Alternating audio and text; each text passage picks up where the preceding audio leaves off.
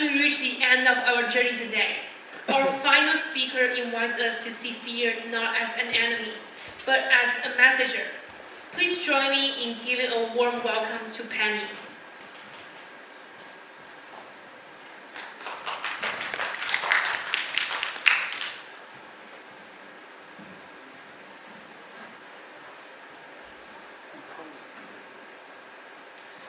Hello everyone. When I saw this year's theme Fear, I have to be honest, I drew a complete blank. My mind was utterly empty for a solid 5 minutes. It wasn't that I had too much to say. It was because I suddenly realized I couldn't seem to find anything I was truly afraid of anymore. Isn't it strange? So I dug deeper. I retraced my steps into my past to find how this so-called fearlessness came to be. And what I found were two distinct flavors of fear that shaped me: functional fear and seasoning fear. Let's start with functional fear. This is the kind of fear that is imposed, instrumental, often with a purpose, to make you grow, to make you tougher. My first lesson in functional fear came from studying. My mother believed in motivation through consequence. So when my scores didn't match her expectations, the result was a combination of, let's call it, magical attacks, like being locked in a dark room, or physical attacks, like scolding and beating, sometimes more. That fear was visceral, the pounding heart in the darkness, the tightness in my throat, and over time, it worked, in a way. I became kind of resilient. Exam halls, important matches, last-minute deadlines. While others may tremble, I always feel an eerie calm. But am I here to tell you that this fear built character? Not really. The cost far outweighed the benefits. That fear didn't teach me to love learning. It taught me to avoid pain.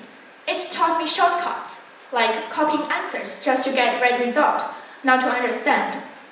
It built walls of unnecessary conflict between my mother and me, where there could have been bridges. Another chapter of functional fear involved a tiny creature, the rice weevil. When I was 8 or 9, our home was invaded by them. It was an infestation.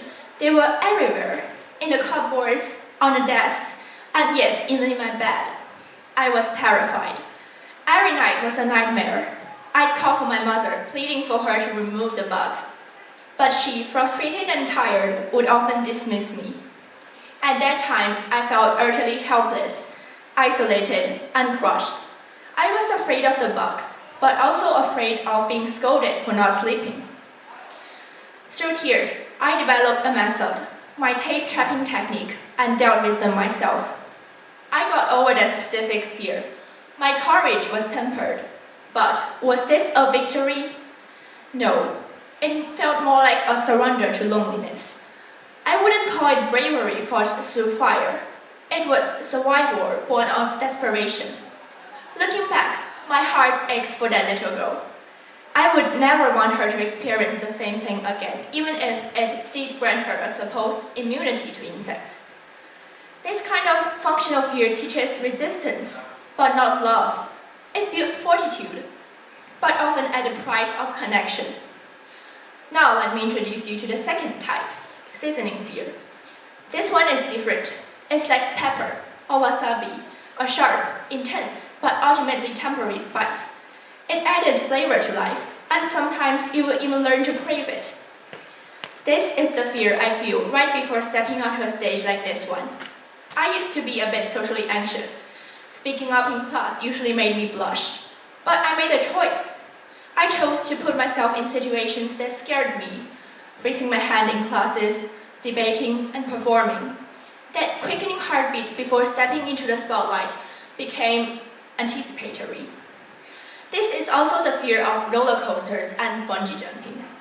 That scream as you plunge downwards is pure terror, but then it transforms into exhilaration, then into a story, a memory, a badge of honor. The simplest way to tell if a fear is the seasoning one is to ask, will I feel proud after this? If the answer is yes, then it's worth embracing. Seasoning fear is chosen. Its value isn't just in overcoming it, but in the experience itself.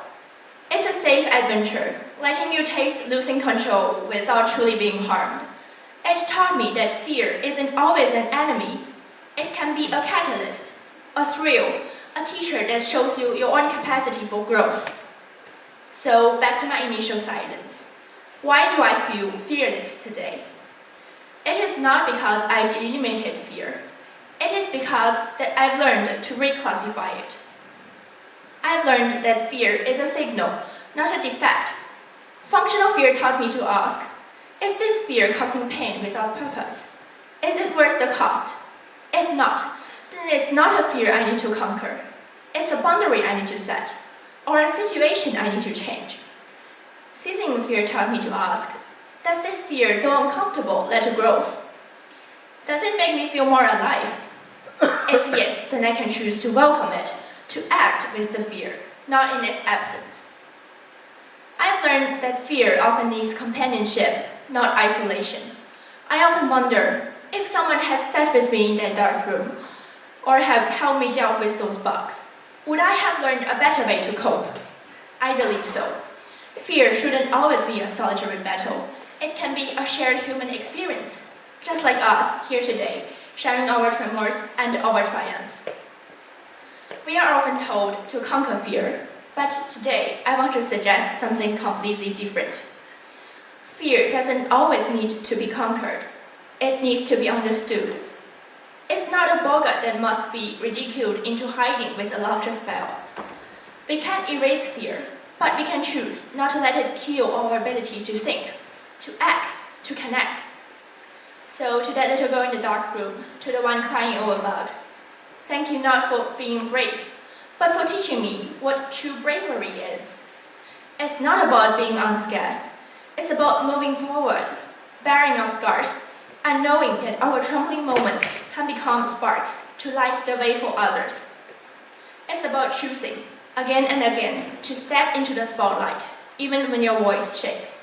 Thank you.